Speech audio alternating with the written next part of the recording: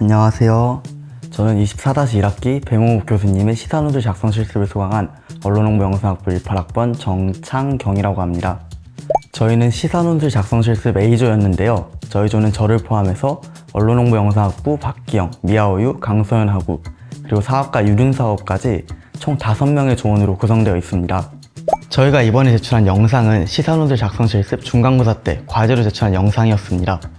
당시 영상 제출 모두 끝나고 교수님께 수강생한테 영상을 보여주시면서 이번 영상의 주제와 퀄리티가 굉장히 마음에 든다고 말씀을 해주셨습니다. 그러면서 사회혁신역량 교과목 영상 공모전이란 것이 있는데 혹시 관심 있는 수강생들은 공모전에 참여를 해도 좋은 결과를 낼 수 있을 것 같다라고 말씀을 해주셨습니다. 저희 조도 교수님께서 그런 말씀을 해주신 덕분에 공모전을 알게 됐고 이번에 공모전에 영상 제출까지 할 수 있게 됐습니다. 사실 제출 당시에는 아쉬운 점도 조금 있었는데요. 이번 사회혁신역량 교과목 영상 공모전에서 좋은 성과를 내서 굉장히 기쁩니다. 이번 공모전도 알려주시고 참가를 독려해주신 교수님께도 다시 한번 감사 인사를 전하고 싶습니다. 저희 조는 복수국적 제도로 인구 문제를 해결할 수 있을까를 주제로 영상을 풀어나갔습니다. 시사노트 작성 실습은 각 조가 한 주에 하나씩 여러 사회 이슈를 분석, 발표해서 학우들과 토론하는 수업인데요. 저희 조가 맡은 주제가 저출생 등 인구 문제였기 때문에 이번 영상도 복수국적이라는 주제를 인구 문제와 연계하여 분석하게 됐습니다. 사실 영상 제작 전까지도 복수국적 개념에 대해 잘 알고 있지 못하는 상태였는데요. 조사를 하고 팀원들과 소통하는 과정에서 더 깊이 있게 주제를 이해할 수 있었던 것 같습니다. 특히 저희 조가 열심히 분석했던 인구 문제와 연계해서 영상을 제작한 덕분에 더 깊이 있게 주제를 파고들 수 있었던 것 같습니다.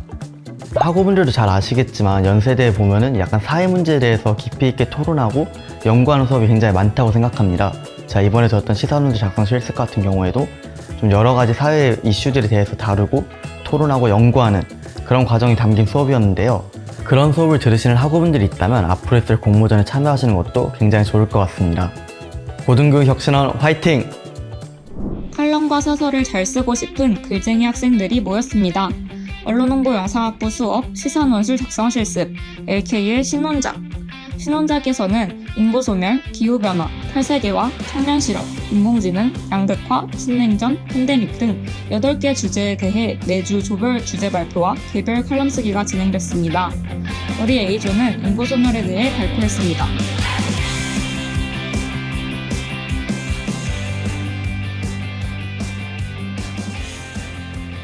그리고 이어진 중간시험 대체 과제에서는 팀별로 청년정치, 복수국적, 교권침해, 의대 열풍, 언론과 표현의 자유, 기본소득제, 식품사막, 도력사망, 청소년 우울증에 대한 디지털 저널리즘 영상을 제작했습니다.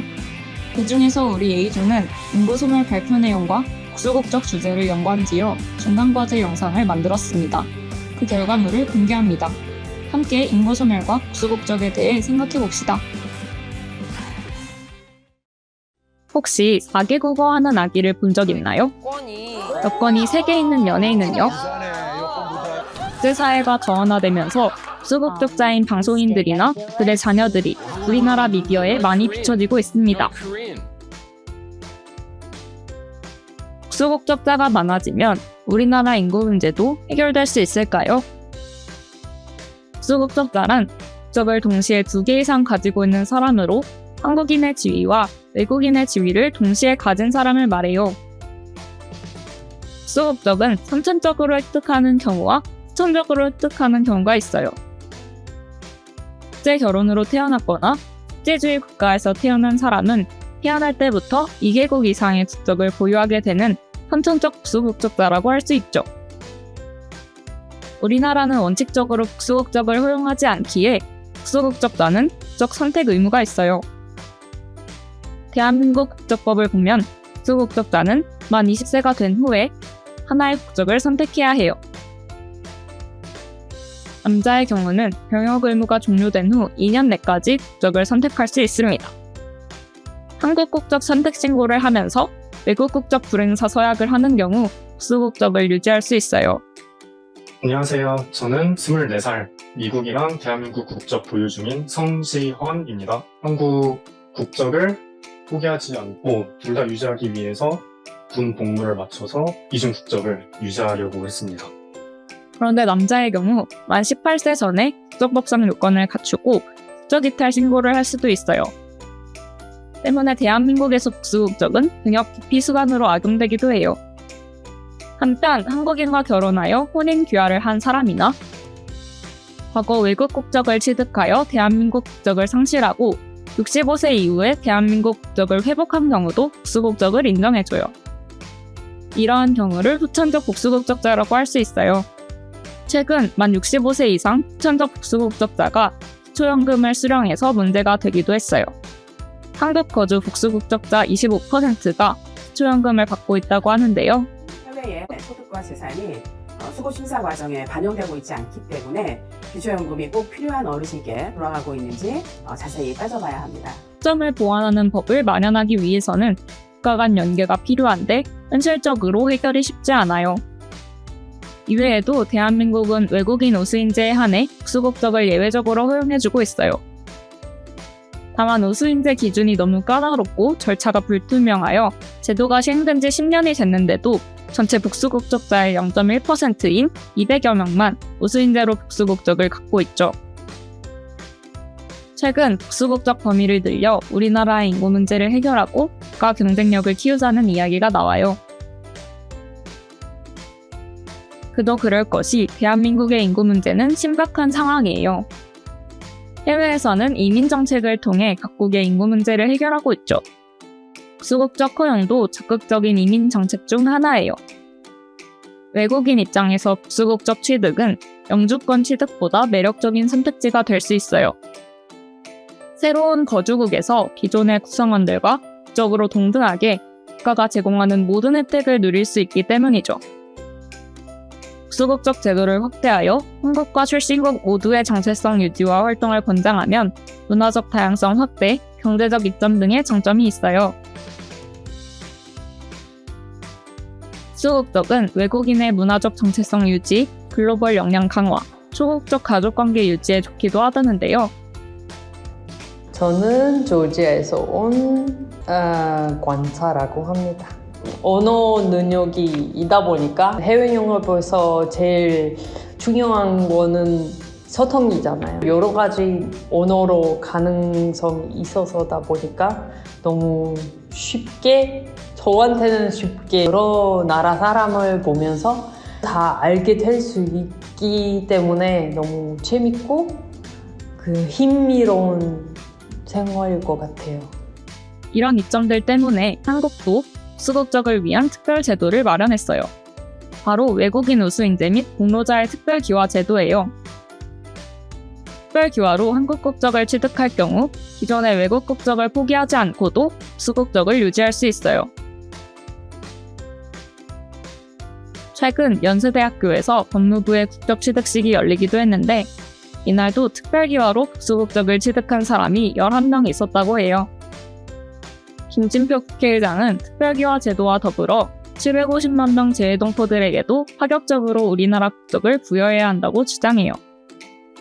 가장 돈 안 들이고 손쉬운 방법이 750만 해외 동포가 있습니다. 지금은 65세 이상 영주 귀국자에게만 이중 국적을 허용하는 원칙으로 운영하고 있는데 세계에 그런 나라가 없습니다. 적어도 G10은 다 문호를 개방하고 있습니다. 그래서 복수 국적을 과감하게 허용해서 우리 떨어지는 경제 활력을 다시 일으켜 세우는데.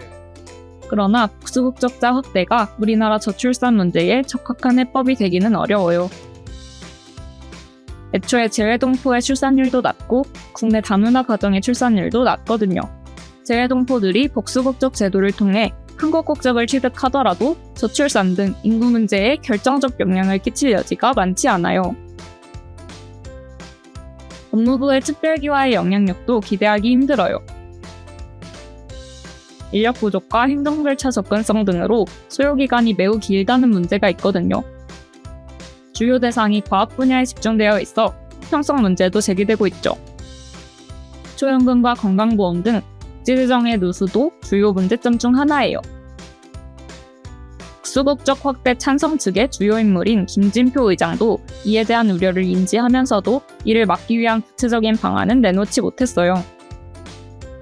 또 우리나라는 징병제를 실시 중인 분단국가라는 특성이 있어서 국민 정서에 반하지 않기 위해 병역 기피 문제를 먼저 강화한 후 국수국적 제도를 확대해야 할 거예요. 이런 문제들을 중점적으로 해결하는 컨트롤타워, 이민청을 만드는 게 방법이 될 수 있어요. 우리나라 법무부에서도 여러 부서에 흩어져 있는 우리나라 이민제도를 지적하며 컨트롤타워의 필요성을 주장하기도 했어요. 일본이나 대만 이런 나라들은 이민 행정을 전담하는 그런 행정기구를 마련을 해서 아주 장기적인 이민 정책을 수립하고 있는 상황이거든요. 해외 우수인재를 많이 데려간다는 싱가포르도 이민 및 출입국 관리 컨트롤타워를 가지고 있어요. 싱가포르는 우리나라와 비슷하게 나라가 작고 무역에 많은 자원을 의존해요. 게다가 사람이 곧 자원인 징병제 국가죠. 심지어 우리나라보다 병역 생활이 길고 어렵지만 국수국적자의 2세에게 단호하게 병역 의무를 지게 하고 있어요. 그럼에도 불구하고 싱가포르로 이민을 가거나 국적을 옮기는 사람이 많아지고 있죠. 싱가포르도 국수국적을 원칙적으로 금지하는 국가라서 국적제도 대신 임금과 해외인재 장학금, 세율, 비자 제도를 신경 썼어요. 인재 유치를 위해 국적제도를 마련한 대만, 일본, 독일의 경우도 우리나라와 비슷하게 그 효과가 미미한데요. 국수국적 제도 없이도 우수인재를 효과적으로 유입하는 싱가포르 같은 국가들이 있다는 사실로 보아 국적제도 이외에도 폭넓은 이민 친화 제도와 일상생활 속에서 외국인을 포용하는 사회문화적 환경이 중요하다고 생각해 볼 수 있어요. 인구 문제를 해결하기에는 국수국적보다 근본적인 해결책이 필요하지 않을까요? 이를 위한 좋은 생각이 있다면 댓글로 알려주세요.